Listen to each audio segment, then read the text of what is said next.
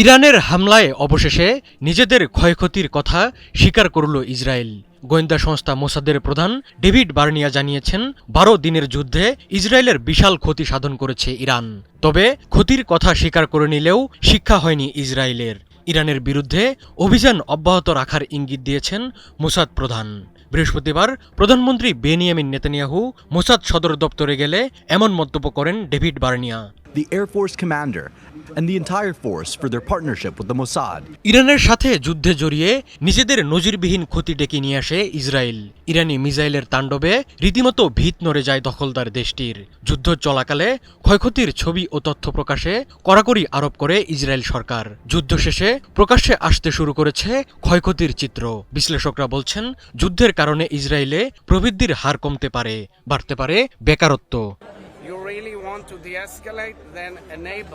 মার্কিন সংবাদ মাধ্যম ব্লুমবার্গ জানিয়েছে, ইরানের সঙ্গে যুদ্ধের সময় ইসরায়েল প্রায় $3 বিলিয়ন আর্থিক ক্ষতির মুখে পড়েছে। ইসরায়েলি প্রশাসনের অভ্যন্তরীণ মূল্যায়নে দেখা গেছে, ইরানি মিসাইল প্রতিরক্ষা ব্যবস্থা ভেদ করে উল্লেখযোগ্য পরিমাণে অবকাঠামোগত ক্ষতি করেছে। প্রায় 2 সপ্তাহব্যাপী চালানো ইরানের পাল্টা হামলা ইসরায়েলের সামরিক ও বেসামরিক খাতের উপর বড় ধাক্কা দিয়েছে। ইরানের প্রতিশোধমূলক হামলায় ইসরায়েলের বিভিন্ন শহরে ব্যাপক ক্ষয়ক্ষতি হয় এবং বড় ধরনের নিরাপত্তা বিঘ্ন ঘটে। ব্লুমবার্গ বলছে, ইরানের পাল্টা আক্রমণে ইসরায়েলের প্রতিরক্ষা ব্যুহে বড় ফাঁক ধরা পড়ে এবং বিপুল অর্থনৈতিক ক্ষতির সম্মুখীন হয় তারা। এদিকে ইসরায়েলের আয়কর কর্তৃপক্ষ জানিয়েছে, 60টি শহরের বাসিন্দারা বাড়িঘর হারিয়েছেন। আয়কর কর্তৃপক্ষের ক্ষতিপূরণ ফান্ড সেন্টারগুলো এখন পর্যন্ত 41,651টি ক্ষতিপূরণের আবেদন পেয়েছে। এর মধ্যে বাড়িঘর ভেঙে যাওয়ায় প্রায় 33,000 আবেদন, যানবাহন ক্ষতিগ্রস্ত হওয়ায় 4,000 এবং যন্ত্রপাতি ও অন্যান্য ক্ষতির জন্য আবেদন পড়েছে প্রায় 4,500। তবে ধারণা করা হচ্ছে ক্ষতিগ্রস্ত বাড়িঘরের সংখ্যা আরও অনেক বেশি।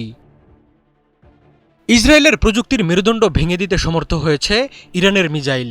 তেল আবিবের দক্ষিণে রিহবেট শহরে ইসরায়েলের বিখ্যাত সামরিক সংশ্লিষ্ট গবেষণাগার ভাইসম্যান ইনস্টিটিউট অব সায়েন্স পুরোপুরি ধ্বংস হয়ে গেছে।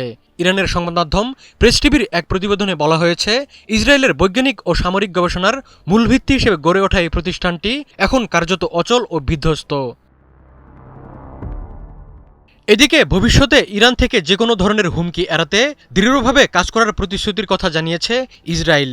এজন্য সব ধরনের কৌশলগত সুযোগ কাজে লাগাবে দেশটি।